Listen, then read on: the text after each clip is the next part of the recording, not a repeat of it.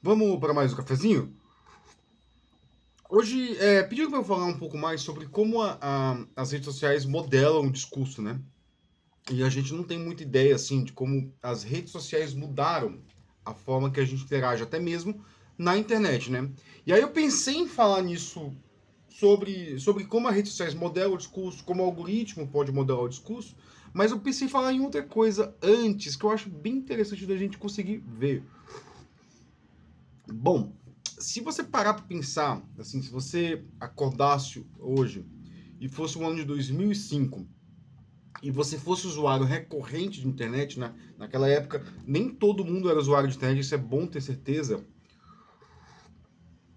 E você acordasse lá, sei lá, hoje é 13 de maio de 2005 e você vai usar a internet. O que você faria? Você sabe qual que você faria? Pô, eu vou te dizer.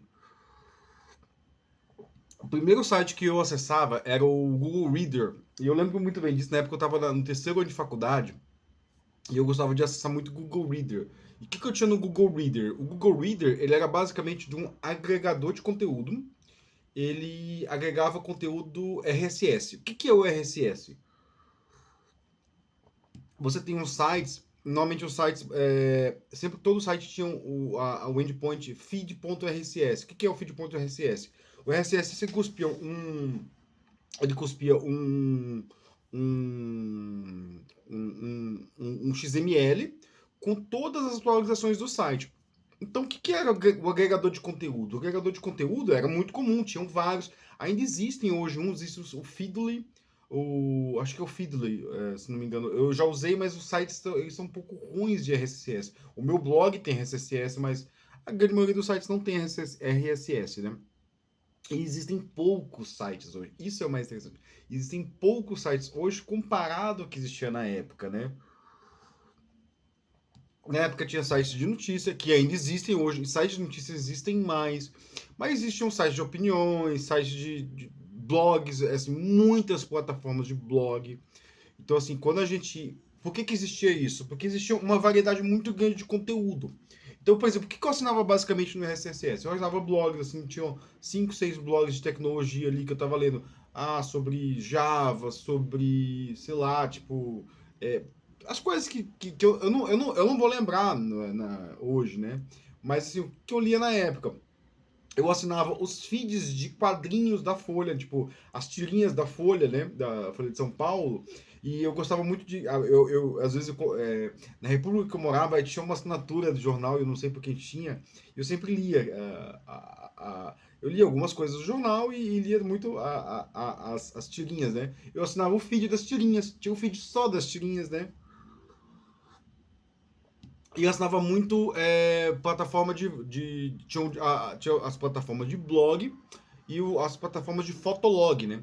Tanto que no início o YouTube foi chamado de videolog, né? Era uma plataforma de videolog, ou seja, eram pessoas que gravavam vídeos no dia a dia para fazer coisas da rotina e eram tudo muito natural, né? Assim, não existia essa produção de conteúdo profissional que nem existe hoje, né?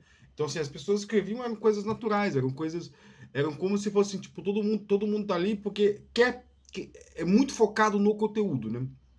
Então, assim, eu abria o Google Reader e aí eu tinha categorizado ali, eu criava as categorias, o que eu quero ler? Só quero ler as coisas de opinião aqui. Eu lia para as coisas de opinião, começava a ler e começava a marcar o que estava lido, né? Então, assim, como é que era a vida de quem consumia esses conteúdos, né?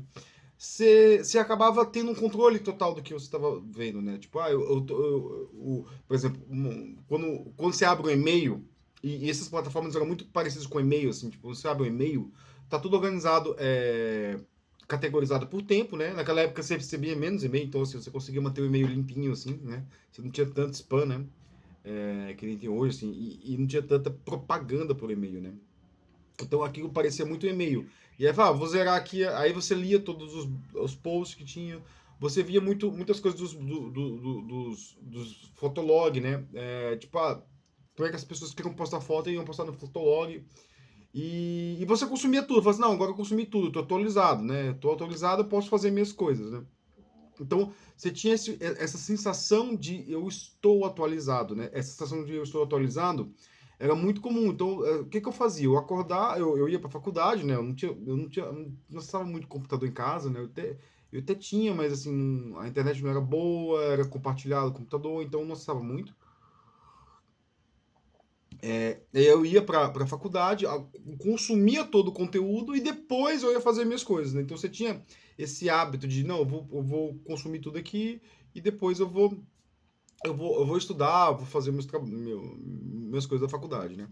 E isso tudo era tecnologias abertas, né? Então, assim, você tinha ali o Google Reader, né? O Google, na época, ele vendia... O produto que ele tinha era o Gmail, que o Gmail não era vendido, ele era dado de graça, né? E o buscador, eu creio que era só isso na época, não vou me lembrar, né? Ou as outras Big Techs que tinham, a Flickr, que inclusive a Flickr foi a primeira empresa a cunhar o termo DevOps, né? Eu acho que foi em 2009, uma palestra 10 employees por dia, né? Tipo, como nós fazemos DevOps na Flickr. Uma palestra basicamente com esse nome, que cunhou o termo DevOps. Então, assim, a Flickr era uma das empresas, né? Putz, eu não vou lembrar quais eram as outras. Rede social que tinha na época. Tinha o Orkut, né? Que era uma rede social que ela foge completamente ao padrão, assim, ao padrão que a gente tem hoje, né? Porque hoje a rede social, ela expõe para você o conteúdo, né? Que ela controla, ela expõe, né? O Orkut não, tipo, você tinha lá, você procurava a pessoa, eu quero achar o Vitor. Aí você queria mandar uma mensagem pro Vitor, você tinha a página de descrição dele, né? A minha página de descrição, eu falava, meu nome é Vitor, escrevendo, quais são as comunidades que eu estou, né? E aí, se eu entrava na comunidade, a discussão era voltada para a comunidade tinha moderação. Então, assim, eu podia chegar na comunidade e, não, eu acho segunda-feira uma merda, né? E, tipo, basicamente era isso que as comunidades faziam, tipo, as pessoas reclamando de coisas, né? E aí você tinha o foco por comunidade, né? E outra coisa interessante, se eu quisesse ver uma mensagem, se eu, tipo, eu estou acessando o Vitor, eu quero saber quem manda mensagem pro Vitor. Eu tinha que andar na página de recados do Vitor, né? E aí muitas vezes o recado estava lá, podia ter sido apagado. Então, assim, existia um senso de privacidade muito grande, porque, assim, as minhas mensagens eram minhas mensagens, né? Elas poderiam ver se elas fossem públicas. Então, assim, tinha um controle da privacidade muito bom. Então, as conversas eram privadas, ou elas estavam em comunidades, ou elas estavam na página de recado, elas eram muito privadas, né? E tinham comunidades abertas também, assim, existia muito fórum PHP, né? O fórum PHP era um fórum open source, muito temáticos, muito voltados à moderação, né? A moderação era muito forte, então assim, você tinha os moderadores eles tinham um certo poder na comunidade, né? E foi aí que surgiu um termo bem interessante que virou um termo político hoje em dia, assim. Quem estuda plataformização da internet vai estudar os comportamentos que surgiram ali, por exemplo, o troll. O que é o troll da internet, né? O troll da internet é aquela pessoa que não está interessada na discussão, ela está só interessada no caos na discussão, né? Então o troll ele vai fazer de tudo para mudar o entendimento. É aquele cara que manda. O comportamento de troll ele existe hoje, ele é catalogado porque ele partiu para a vida real, né?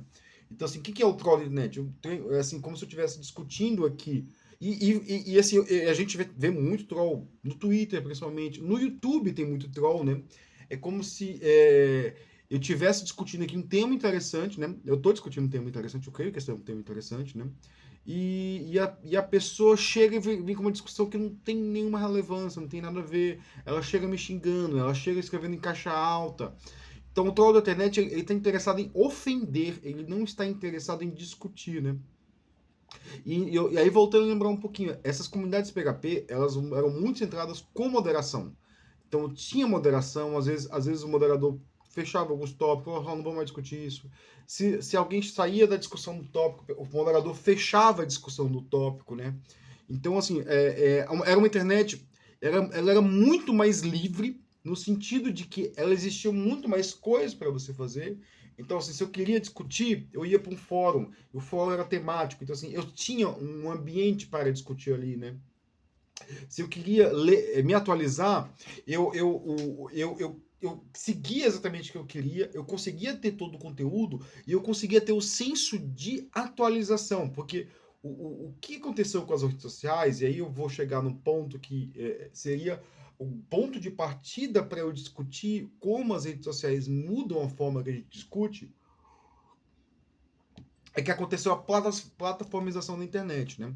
A internet ela saiu desse ambiente livre, um ambiente que ele não tinha cercas, ele era muito fluido, né?